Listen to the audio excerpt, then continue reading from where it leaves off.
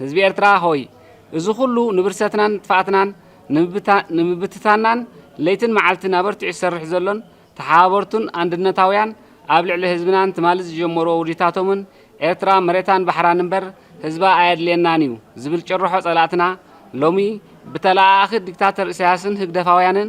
ይሳለጥ ከም ዘሎ ክስቆረና ይግባእ። ሓጺር መግለጺ ሰራዊት ትንሳኤ ኤርትራ ካብ ሰራዊት ትንሳኤ ኤርትራ ንውፁሕ ህዝቢ ኤርትራን ሰራዊት ኤርትራን ዝስዕብ ሓጺር መግለጺ ኣውፂኡ ኣሎ። ህዝቢ ኤርትራ ን30 ዓመታት ዝኸፈሎ መስዋዕትን ስንክልናን ንምንጋስ ፍትሕን ዲሞክራስን ብቕዋም ንኽምራሕ ዝብል ጽኑዕ እምነቱን መትከሉን ዝተበገሰ ንምርግጋጽ ልዕልና ሕጊ ምዃኑ ንማንም ግር ዘብል ኣይኮነን። እንተኾነ ድሕሪ ምምጻእ ናጽነት ህዝቢ ኤርትራን ሃገረ ኤርትራን ንህዝብን ንፍትሕን የቆይመ ዝበለ ጉጅለ ህግደፍ ብሽም ህዝባውነትን ፍትሕን ናብ ውልቀ መላኽነት ብምስግጋር ንተኸታተልቲ 31 ዓመታት ዝቐጸለ ብሕሱም ጭቆናን ባርነትን ቆሪንዎ ይርከብ። እዚ ዲክታተር መራሕን ስርዓቱን ኣብ ልዕሊ ሃገርናን ህዝብናን ዘውረዶን ሕጂ እውን ዘውርዶ ዘሎን ሕሰም ጭቆናን ግፍዕን ታሪክ ቅረ ዘይብሎ እኳ እንተኾነ ንብርሰትናን ጥፍኣትናን ካብ ምቅልጣፍ ንላዕሊ ንመንነትናን ህላውነትናን ንምህሳስ ኣበርቲዑ ይሰርሕ ምህላው ምስክርነቱ ህያው ጉዕዞታቱ እዮም። ንብርሰትናን ጥፍኣትናን ዝተበገሰ ኣጽናቲና ዝኾነ ዲክታተር ኢሳያስን ሰዓብቱን ከይተሸመ ዝነገሰ እንተደለየ ብምድማር እንተዘይደለየ ብጽልኢ ኣመንጊጉ ብምንቋት ንመንነትናን ንሕሉፍ ታሪኽናን ኣብ ጥርጣረ ብምእታው ኣብ ቅልውላው ሸሚሙና ይርከብ። ዝኸበርካ ህዝቢ ኤርትራ ዝኸፈልካዮ መስዋዕትን ስንክልናን ንንግስነት ዲክታተር ኢሳያስን ሰዓብቱን ከም ዘይኮነ ኩሉ ዝፈልጦ ሓቅን ንነገራት ምግንዛብን ጥራሕ ዘድልዮ መባእታው ነገር እዩ። እዚ ኩናት ኣብ ልዕሊ ትግራይ ዝፍጸም ዘሎ ወራር እምበር ናይ ዶብ ኩናት ከም ዘይኮነ ኣቐዲሙ ብንጹር ዘቐመጦ መራሒ ህግደፍ ብዶብ ሰበብ ዝግበር ናይ ውክልና ውግእ ዝሳተፍ ዘሎ ሰራዊት ኤርትራ ሕጂ እውን ልቢ ክትብል ይግባእካ። ሰራዊት ኤርትራ ግና እዚ ትገብሮ ጉዱድ ወፍሪ ናይ ውክልና ወራር ንመጻኢ ሃገርን ህዝብን ንቐጻልነትን ዘይምሕሳብ ናይ ውስናት ድሌታት መጋበርያ ንምዃን ጭቡጣት መርትዖታት ሓቃዊ ጉዕዞታትና ኣብ ነፍሲ ወከፍ ኤርትራዊ ዘሎ እዩ። ብዝያዳ ደጊምና ሕድሪ ክንስከምን ዜግነታዊ ግዴታና ሓላፍነትና ንምዃኑ ደጊምና እናነጸርና ኩሉ ስርዓታት ግዝያዊ ምዃኖም ህዝብን ሃገርን ግና ነባርን ቀጻልን ብምዃኑ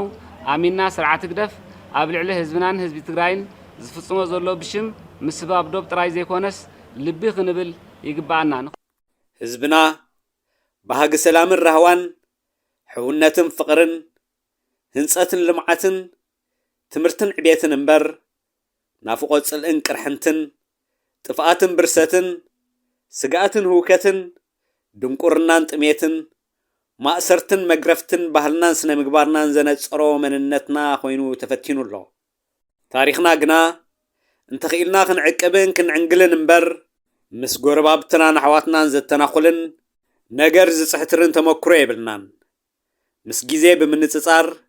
ነቲ ዝሓለፈ ርብዒ ዘመን ተመርሚርናዮ ግና ዝበኣሰ እምበር ዝሓሸ ይረኣናን። ቀደም ብጓኖት ህላውነትና ተዘሚትና ሕጂ ድማ ብናትና ዝመስሉ ገዛእትና ባህልናን ስነ ምግባርናን ብሽርሒ ስርዓት ኢሳያስን ጉጅለ ህግደፍን ካብ መረበትናን ዓድናን ተፈናቒልና ክንጠፍእ ተወሲኑ ተገዲድና።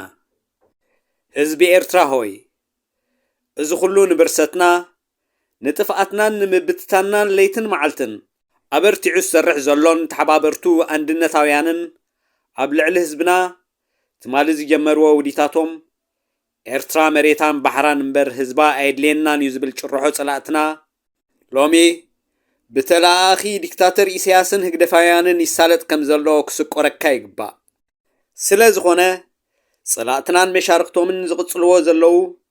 ንምጽናት ህዝብናን ቀጻልነቱን ናይ ምንባርን ዘይምንባርን ናይ ህላውነት ጉዕዞናን መኸተናን ብንቕሓትን ብፍልጠትን ብኩሉ ዓይነት ኣገባባት ቃልሲ ብምጥቃም ንቐጻልነትና ክንውሕስ ስለ ዝግባእ ኩሉ ደላይ ፍትሒ ፍልልያትና ወጊድና ኣብ ቀዳምነት ዝውሃቦ ቀዳምነት ብምግባር ንህላውነትናን መንነትናን ከነውሕስ ካብ ዙርያ ምውንጃል ወፂና ንዝግበር መቐይሮን ለውጥን ቃልስታትና ዕውት ንክኸውን ሰራዊት ትንሳኤ ኤርትራ ብህፆፅ ፃውዒቱ የቕርብ መኸተ ህላውነትናን ዝግበር ኣገባብ ቃልስና ናብ ኩሉ ዓለም ንዝርከብ ደላይ ለውጢ ኤርትራዊ ጥራይ ዘይሕፀርን ብሰብኣውነት ንዝጥምቶ ዘበለ ኩሉ ዝምልከቶን ብምዃኑ ኣብ ንህላውነትና ዝግበር ኣገባብ መኸተ ቃልስና ምስ ህልው ኩነታትና ዝተሰጋገርና ከም ዝኾንና ነዚ ህዝባዊ ቃልስና ውፁዕ ህዝብና ንሓያል መኸተ ኢደ ኢድካ ክንብልን ነዚ ደመኛ ጸላኢና ዝኾነ ኢሳያስን ጉጅሉኡን ሓንሳብን ንሓዋሩን ናብ ምቕባሩ ክንረባረብ ውሕስቲ ሃገር ብዲሞክራስን ፍትሕን ትምራሕ ብልፅቲ ኤርትራ ንምህናፅ ኩልና እጃምና ንወፊ ህዝቢ ሓይሊ እዩ ሓይሊ መወዳእቱ ዓወት እዩ ላዕለዋይ መሪሕነት ሰራዊት ትንሳኤ ኤርትራ ጨንፈር ትግራይ ቀዳምነት ስርዓት ህግደፍ ብምድምሳስ ድሒሩን ሰላማውን ሓቀኛን ፍትሓውን ዲሞክራሲያውን ቀዳምነት ዝገበረ ወፍርታት ንህዝባዊ ቃልስታትና ስለ ዝኾነ እታ ብጉዱድ ዕስክርና ትርከብ ውፁዕ ሓይልታት ምክልኻል ኤርትራ ነዛ ሃገራዊ ፀዋዒትናን ድሕነት ህዝብናን ሃገርናን ብምዃኑ ነዚ ፀዋዒትና ተቐቢልካ ኣብ ጎንና ክስለፍን መቐይሮ ለውጢ ኸነምፅእ ክንብል ደጊምና ፀዋዒትና ነቕርበልካ